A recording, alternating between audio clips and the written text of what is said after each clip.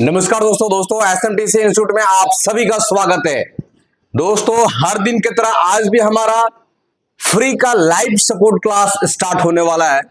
दोस्तों ये live support class उन सारे बच्चों के लिए होता है जो बच्चे एसएमटीसी धनबाद से मोबाइल रिपेयरिंग का ट्रेनिंग कंप्लीट करके घर जा चुके हो और अपने दुकान को चालू कर चुके हैं, अपने बिजनेस को स्टार्ट कर चुके हैं, अपने बेरोजगारी को दूर कर चुके हैं। दोस्तों जब वो दुकान में काम करते हैं और उनके पास कुछ नए क्रिटिकल प्रॉब्लम आते हैं, उन सारे प्रॉब्लम का सॉल्यूशन इन लाइव क्लास में होता है। दोस्तों देखते हैं आज के बच्चों के साथ में क्या क्या प्रॉब्लम परेशानी है और उन सारे प्रॉब्लम को सॉल्व करने का प्रयास करते हैं। दोस्तों अगर आप भी कुछ सीखना चाहते हैं, अपने हाथों में कुछ ऐसे हुनर को डेवलप करना चाहते हैं जिससे खुद का रोजगार स्टार्ट हो सके, तो जरूर एसएमटीसी इंस्टीट्यूट ज्वाइन करें, क्योंकि यहाँ पे ट्रेनिंग के बाद भी आपको हर दिन जिंदगी भर लाइफ टाइम सपोर्ट क्लास मिलता रहता है।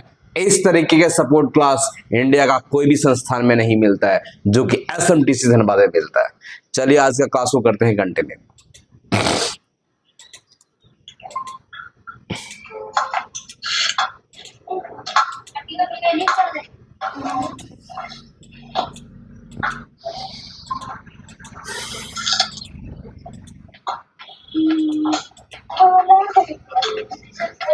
चलिए प्रॉब्लम को पूछेंगे जी फटाफट।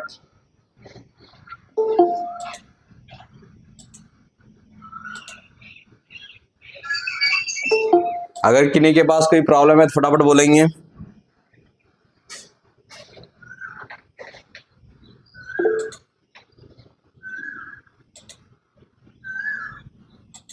Hello, good morning sir. Good morning to Delhi, बोलिए।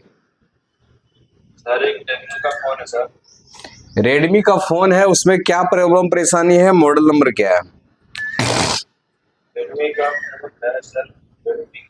इसमें प्रॉब्लम है सर, सपोर्ट में सर वहाँ पे है ना, चार्जिंग पिन में लाइन आता है सर, ठीक है ना सर। और वो लेकिन छोड़ जाता है सर, छोड़ता है फिर ऑटोमेटिक बना रहता है, खोलने के बाद भी चार्ज होने लगता है सर। मतलब चार्जर अगर चार्ज में लगाता हूँ मोबाइल को ना, तो चार्ज होना चाहिए, खोलने के बाद फिर नहीं होना चाहिए, लेकिन चार्ज खोलने के बाद भी होने लगता है वो चार्ज। मतलब हम अगर फोन को डिस्कनेक्ट कर देते हैं चार्जर से, उसके बाद भी चार्जिंग शो करता है ना? हेलो, यही ना जी? हाँ सर, यही वाला है। उस फोन में चार्जिंग स्टोर करता है कि खाली वैसे दिखाता है? चार्ज होता है सर, चार्ज रुकता भी है, टिकता भी है चार्ज। चार्ज रुकता भी है, चार्ज टिकता भी है ना? हाँ। वो कंटिन्यू चार्ज होता रहता है कि कभी थोड़ी देर के बाद बंद हो जाता है चार्ज होना? हाँ, मतलब बंद हो जाता है थोड़ी देर के बाद। थोड़ी देर के बाद बंद हो जाता है, हाँ, फिर ऑटोमेटिक होने लगता है। फिर ऑटोमेटिक बिना चार्ज में लगाए ऑटोमेटिक होने लगता है। हाँ, चार्जर निकालने के बाद फिर ऑटोमेटिक होने लगता है। तो वो होता ही रहता है कि बीच में छोड़ देता है, ये पूछ रहे हैं? छोड़ देता है, बीच में छोड़ देता है, फिर बीच में होने लगता है? हाँ, फिर बीच में होने लगता है। मतलब चार्ज में लगाते हो तब होता है कि बिना चार्ज में लगाए? चार्ज में लगाता हूँ तो चार्ज होता है, फिर छोड़ देता है, फिर नहीं भी होता है, फिर छोड़ देता है, फिर चार्जर निकाल भी देता हूँ ना, उसके बाद भी चार्ज होता है, फिर भी छोड़ देता है। चलो ठीक है, देखो जो भी प्रॉब्लम है दिक्कत नहीं। देखो इस प्रॉब्लम को कैसे आप सॉल्व करोगे, कैसे आप ठीक करोगे। सबसे पहले आप उस फोन का चार्जिंग का लाइन में जितने कंपोनेंट लगा है उस कंपोनेंट को पहले कूल टेस्टिंग करो, और कूल टेस्टिंग में ये चेक करो कि जो भी कंपोनेंट पैरेलल में लगा हुआ है, जैसे कि डायोड लगा होगा, कैपेसिटर लगा होगा, वो जांच अगर करते हैं कूल टेस्टिंग में तो कोई गड़बड़ी तो नहीं बताता है, सही बता रहा है ना? दूसरे चीजें जो वीवैट का लाइन होता है उसमें जीआर रीडिंग जो होता है वो अपना बताना चाहिए 200 से 800 900 के आसपास। तो वो जो जीआर है, रीडिंग है, वो घट रहा है बढ़ रहा है ऐसा तो नहीं हो रहा है। इससे जानकारी मिलेगा लीकेज वगैरह का समस्या है क्या। अगर कंपोनेंट में कहीं कुछ क्षति, कहीं कुछ नुकसान नहीं मिलेगा तो उस फोन का चार्जिंग ऐसी को रिप्लेस करोगे या रिवॉल्व करके चेक करोगे, ठीक है हाँ सर जी? क्योंकि ये जो प्रॉब्लम्स होते हैं ना वो चार्जिंग सेक्शन से होता है, चार्जिंग आईसी से होता है, और ये प्रॉब्लम है चार्ज में खोल देने के बाद भी चार्ज लेना, ये अभी समस्या सबसे ज्यादा कीपैड फोन में आ रहा है, कीपैड फोन में आ रहा है, और उन सारे फोन में सोल्यूशन हो रहा है। उस आईसी को रिसोल्व करके लगा रहा है तो ठीक हो जा रहा है, कुछ फोनों में उस आईसी को चेंज कर रहा है तो ठीक हो जा रहा है। ठीक है, और कोई प्रॉब्लम? Hello sir. जी बोलेंगे। सर जियो 320 का मॉडल है सर, उसमें व्हाइट डिस्प्ले आ रहा है। जियो का 320 मॉडल है और उसमें वाइट डिस्प्ले आ रहा है।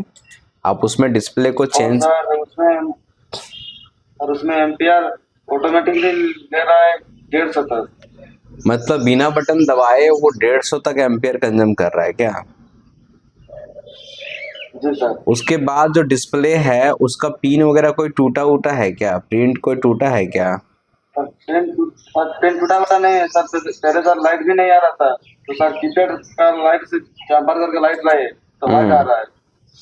ओके, मतलब पहले आपके फोन में लाइट भी नहीं आ रहा था, है ना? नहीं सर। जी सर। तो लाइट का जम्पर तब किया जाता है भाई साहब जब ग्राफिक्स आ रहा हो और लाइट नहीं आ रहा हो। आपका फोन जब ऑन करते हो तो कितना ऑन होता है? मशीन से, डीसी मशीन से? नहीं सर। तो नहीं सर। अरे भकलोल, तो ऑन भी नहीं हो रहा तो जम्पर काहे मारा? हाँ? पहले फोन तू ऑन करेगा ना जी। अब डीसी मशीन में लगा रहे हो तो कितना एम्पियर ले रहा है? 250 तक। 250 एम्पियर लेकर के रुका हुआ है कि? हाँ, रुका हुआ है। 250 में रुका हुआ है, तू जम्पर तम्पर कहाँ मारता है? जम्पर मारने से थोड़ी सोल्यूशन होगा। चलो देखो, उसको वाइट डिस्प्ले नहीं कहते हो, तू जबरदस्ती वाइट डिस्प्ले कर दिया है। वहां का डिस्प्ले में कुछ नहीं आ रहा था क्योंकि फोन चालू नहीं हो रहा था, तो बटन वाला प्लस माइनस जोड़ दिया डिस्प्ले का प्लस माइनस, तू जलवे करेगा ना लाइट है। देखो उसमें क्या सोल्यूशन है, उस वो फोन आपका डेड है। पहले उस फोन को आपको ऑन करो। 250 एम्पियर ले रहा है, बटन दबाने के बाद ले रहा है कि ऑटो एम्पियर 250 ले रहा है? बटन दबाने के बाद। बटन दबाने के बाद। वो फोन बंद कैसे हुआ है?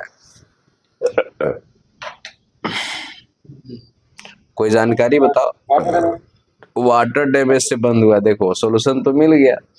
वाटर डैमेज फोन है, 320 मॉडल है, पेस्टराइज इसमें नहीं होता है, पानी सीपीयू एमएमसी किसी में भी जा सकता है। इसमें क्या करो, सबसे पहले आप चार्जर लगा करके बैटरी के एंटर में वोल्टेज को चेक करो। अगर वीवैट वोल्टेज बन रहा है तो सीपीयू और एमएमसी को दोनों को प्यार से खोलो और रिवॉल्व करके सेट करो। अगर पावर आईसी ओके होगा तो, पावर आईसी ओके होगा इसीलिए तो चेक करने बोले कि बैटरी कनेक्टर में चार्जर लगा के चेक करो 4.2 वोल्टेज आ रहा है क्या। इससे जानकारी मिल जाएगा, थोड़ा आइडिया आ जाएगा कि पावर आईसी ओके है। अगर वोल्टेज आ रहा है तो सीपीयू और एमएमसी दोनों को खोलो प्यार से, अच्छे से रिवॉल्व करके सेट करो, क्योंकि वाटर डैमेज फोन है। अंदर में पानी गया होगा, जंग लगा होगा तो ऊपर में कितना तुम ताम झाम करते रहेगा, कहियो चालू नहीं होगा। उससे के लिए सबसे पहले वो काम करो, ठीक है?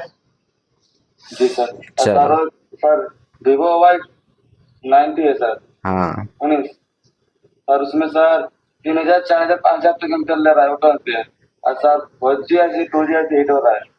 हाँ, तो ऑटो एम्पियर ले रहा है ना, तो लीकेज का समस्या है, और 4G और 2G दोनों हिट हो रहा है ना। तो 4G और 2G को पास में चेक करो, जो बड़े कैपेसिटर होते हैं, देखो वो शॉर्टिंग बता रहा है क्या, ठीक है?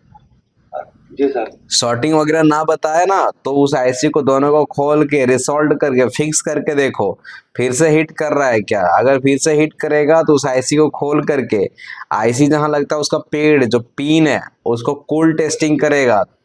हम उसका डाटा शीट आप लोगों को लिखा के भेजे कि कौन सा पिन में क्या जीआर आएगा, क्या वोल्टेज आएगा, सारी चीजें। तो वो चीजें आपको चेक करना पड़ेगा। अगर रिसोल्व करके लगाने के बाद भी हीट होता है तो ठीक है, और अगर डाटा शीट आपको सही मिले लेकिन आईसी हीट हो रहा है तो उसका लास्ट ऑप्शन है दोनों आईसी को चेंज करना, ठीक है?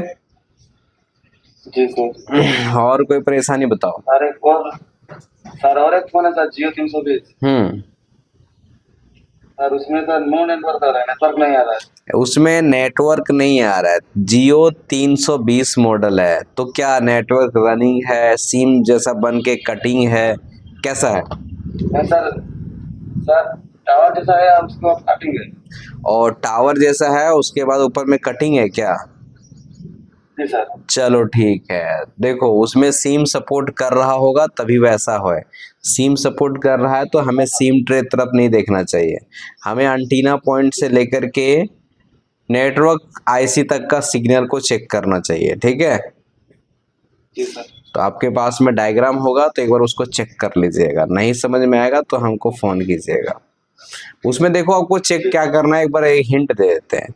उसमें चेक करना है आपको सबसे पहले एंटीना पॉइंट को क्लीन एंड रिसॉल्व करना है। एंटीना पॉइंट से एंटीना स्विच तक का जो सिग्नल है उसको चेक करना है कि वो ओके है या नॉट ओके है। उसमें फिर लगा होगा कपलर, कपलर देख लेना है कि सही है कि नहीं, व्हाइट कलर का होगा, 6 पिन का होगा, ठीक है। उसमें जीआर ले लेना है, ठीक है। वहां पे चेक करने के बाद अगर उधर सिग्नल सब जगह सही मिले ना तो नेटवर्क आईसी को रिबॉल करके लगाना है या नेटवर्क आईसी को चेंज करना है। जियो 220 मॉडल 320 मॉडल में सबसे अधिक नेटवर्क का प्रॉब्लम आता है तो नेटवर्क आईसी को चेंज करना पड़ता है। जी सर। और कोई प्रॉब्लम बताओ। जी सर। ओप्पो बोलिए विक्रम। ओप्पो A3s, हाँ। A3 नहीं A15s है सर।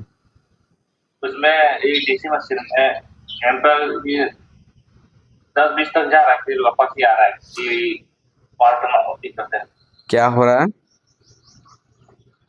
डीसी मशीन में सर। हम्म मतलब एम्पल जा रहा है 1 से 10 तक जा रहा है, फिर वापस तो देखिए कुछ थोड़ा सा 0 आ रहा है। अच्छा, 1 से लेकर के 10 तक जा रहा है और फिर 0 हो जा रहा है क्या? अगर 1 से लेकर के 10 तक ही जाता है और 0 हो जाता है तो इस फोन में प्रॉब्लम होने का संभावना है चार्जिंग ऐसी और पावर ऐसी से होता है, ठीक है। क्योंकि ये बहुत ही कम एम्पियर कंज्यूम कर रहा है, बहुत ही कम एम्पियर ले रहा है। अब यहाँ पे चेक करना। हाँ बोलो। 6,000 में 1.9 दे रहा है सर।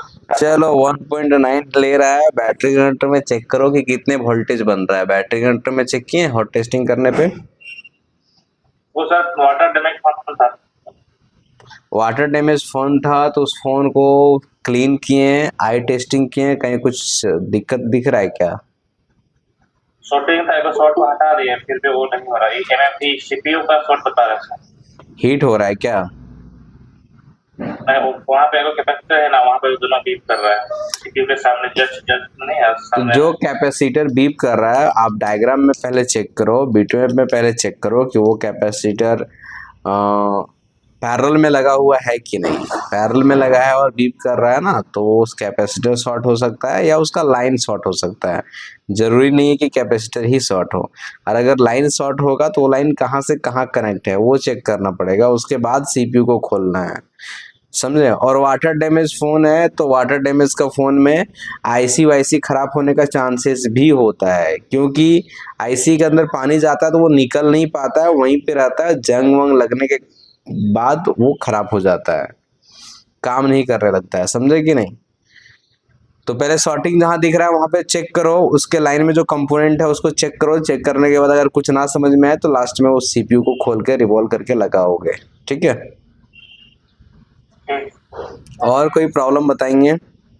सर एक मोबाइल है। जी हेलो जी जी जी जी। सर, रेडमी 8 का एक मोबाइल है, उसमें एंटीना पॉइंट, एंटीना जो है ना, एंटीना वाला, वहाँ पे कनेक्शन जो था वो जा नहीं रहा था, तो छूटा हुआ था तो हम चेंज कर दिए पोर्ट चेंज करने के बाद भी नेटवर्क नहीं आ रहा है, टावर ही नहीं आ रहा है। ओके, सब बोर्ड चेंज कर दिए क्या? जी सर, वो एंटीना जो कनेक्शन है ना वो टूटा हुआ था पोर्ट से, उसको हम चेंज कर दिए, नया पोर्ट लगा दिए, वो भी ओजी वाला लगाए, फिर भी नहीं आ रहा है, तो सर्विस नेटवर्क आ ही नहीं रहा है, कटपुट दिखा रहा है। ओके, नेटवर्क मेन बोर्ड का नेटवर्क सेक्शन का कंडीशन क्या है? कोई उसमें काम किया हुआ है क्या? नहीं सर, अभी जस्ट खोले, कोई खोला ही नहीं है। ओके ठीक है, तो आप चेक कीजिए। पहले सबसे पहले चेक कीजिए अंटीना केबल को चेक कीजिए, वो सही बता रहा है कि नहीं बता रहा है। कभी कभार अंदर से टूटा उटा रहता है। उसके बाद अपने नेटवर्क सेक्शन का शील्ड वगैरह लगा हो। हेलो सर, बारे बता रहे तो सुनो। अब जब एक स्टूडेंट पूछा है उसको बोल रहे बीचों में कौन सर बोलता है जी। चलो, नेटवर्क सेक्शन का अगर उस फोन में शील्ड लगा होगा, अगर कोई खोला नहीं होगा तो शील्ड तो लगा ही होगा, लगा है ना जी? जी सर। हाँ, तो वो शील्ड को आराम तरीके से अच्छे से हिट करके खोलो। खोलने के बाद चेक करो, आई टेस्टिंग करो कि उस के अंदर में कोई कंपोनेंट खराब तो नहीं ना है। मल्टीमीटर से जांच करो, अगर कहीं कुछ खराब ना दिखे ना तो पहले 2G एसी 4G एसी के पास हॉट टेस्टिंग करो, 3.6 to 4.2 वोल्टेज मिल रहा है कि नहीं मिल रहा है। उसके बाद आपको पता चलेगा कि हमें कौन सा एसी में और किधर काम करना चाहिए। ठीक है, वैसे आपका एंटीना पॉइंट जो टूटा हुआ था, इसीलिए हमें चांसेस लगता है कि वो केबल भी खराब हो सकता है। ठीक है जी सर, वायर वाला। पहले वायर को चेक करोगे, और ज्यादा नहीं समझ में आए तो फोन का नीचे ऊपर दोनों तरह जगह का फोटो खींच करके हमको भेजोगे। ठीक है, नेटवर्क सेक्शन का। ठीक है। चलो, और कोई प्रॉब्लम किन्हीं के पास? बोलो, कौन बोल रहा था जी? सर ओप्पो A17 का हाथ से लोग टूट सकता है सर? ओप्पो A17 देखो, ये वाले फोन का लॉक आप UMT डोंगल से भी तोड़ सकते हो, अनलॉक टूल से भी तोड़ सकते हो, हाथ से हार्ड रीसेट करके देखो, यूट्यूब में वीडियोस भी बहुत सारा रहता है, वहां से भी बाईपास हो जाता है। थोड़ा 1 घंटा, आधा घंटा, 15-20 मिनट खटना पड़ता है, एक वीडियो से नहीं टूटा दूसरा वीडियो देखना पड़ता है, क्योंकि अगर आपके पास टूल नहीं तो थोड़ा सा उधर एफर्ट मेहनत लगाना पड़ेगा। अगर टूल होता तो तुरंत एक क्लिक में टूट जाता, वो नॉर्मल टूट जाता है उस फोन को। वो फोन हम वीडियो भी डाले हैं ओप्पो A17 का तोड़ करके, तो वो टूल से हम तोड़े हैं, हाथ से नहीं तोड़े हैं ना।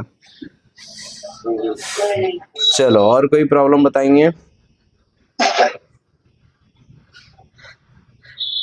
मेरे पास एक प्रॉब्लम है। हाँ, बोलिए बोलिए बोलिए। मोटरोला E6 उसमें सर डिस्प्ले में ब्लैक आ रहा है। डिस्प्ले में ब्लैक आ रहा है तो उसमें डिस्प्ले को चेंज करके देखें क्या? नहीं सर, डिस्प्ले को चेंज नहीं। तो चेंज करके देखो ना कि दूसरा में भी ब्लैक आता है क्या, ये सब काम पहले चेक करके देख लेगा ना जी। ठीक है सर, मान लीजिए दूसरा डिस्प्ले लगाया, सेम कर दिया है। डिस्प्ले, सुनो, अगर डिस्प्ले ब्लैक मतलब क्या? मतलब कहीं कुछ नहीं दिख रहा है, कहीं कुछ तो ब्लैक आ रहा है, तो ध्यान से अगर देखते हैं तो कुछ ग्राफिक्स वगैरह दिखता है?